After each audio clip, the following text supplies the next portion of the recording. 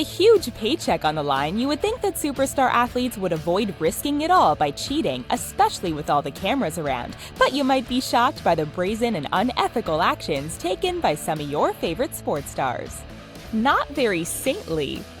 The New Orleans Saints certainly didn't live up to their name when they engaged in an incredible scandal many people have dubbed Bountygate. Many people believe that professional athletes are overpaid, but apparently their paychecks weren't enough to motivate members of the Saints. Their defensive coordinator, Greg Williams, decided to create an incentive program. He offered players financial bonuses for injuring players of opposing teams. Really? We'll just come right out and say it. The Spanish basketball team was caught pretending to be disabled in order to win the gold medal at the Paralympics.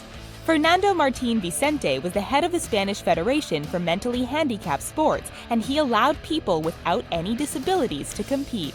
They won 5 medals fraudulently, which they were commanded to return, as 10 out of 12 athletes were found not to be disabled. Putting the bad in badminton. We generally don't think of women's badminton players as those that would willfully cheat, especially in such a blatant way. At the 2012 London Olympics, 8 players from 4 different teams from South Korea, China, and Indonesia seemed to be doing really poorly for some reason. Fans were distressed to see these Olympic-caliber athletes serving the birdie into the net or hitting obscenely wide. It started with the Chinese world champions Wang Xiaoli and Yu Yang, who purposefully threw their match in order to play a weaker team during the next round. In order to thwart their dastardly plan, other players followed suit, resulting in an outcry from the fans as they were booed off the court. A likely story.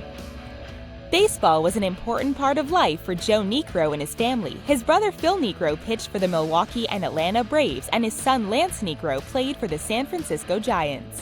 Joe's baseball career had highs and lows as he made his way through the Chicago Cubs, San Diego Padres, and Detroit Tigers before ending up on the Atlanta Braves with his brother Phil. After a few more trades, Joe ended up pitching for the Minnesota Twins when an umpire noticed something unusual going on. Although Joe tried to stall, he insisted that he empty his pockets and out-tumbled an emery board and a piece of sandpaper that he had allegedly been using to scuff the ball. In his defense, Joe argued that he had been using them to keep his nails trim while in the dugout, but the excuse fell on deaf ears. Sticky situation. Another strategy that unscrupulous pitchers use is applying pine tar or other sticky substances to the ball. This allows the player to get a better grip on the ball, but it's against the rules unless it's strictly being used on a bat. Relief pitcher for the Milwaukee Brewers, Will Smith, was ejected from a game when a sticky substance was found on his arm, which turned out to be a mixture of rosin and sunscreen. He claimed that he had rubbed it on his forearms before the game and had simply forgotten to wipe it off before the game started. Do jumps like a lady. If you're guilty of drooling over some of the attractive female athletes during the Olympic Games, you might be interested to hear the story of Dora Ratchen. She competed for Germany in the 1936 Summer Olympics in Berlin and placed 4th in the women's high jump. There was only one small issue with this. Dora Ratchen was actually a man named Heinrich Ratchen. Now, this case is a bit confusing because some reports indicate that Ratchen was actually born intersexed and then claimed to have been brought up as a girl. However, at the age of 10 or 11, Ratchen realized that he was actually a man. Crashgate.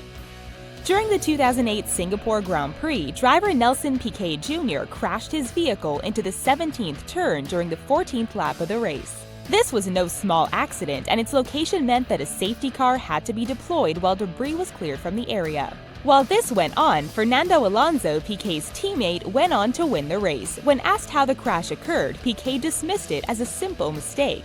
But many who saw the accident thought that it was a bit too perfect to have been a mere coincidence. Piquet ended up confessing that he had thrown the race on purpose in order to improve the situation for his teammate Alonso.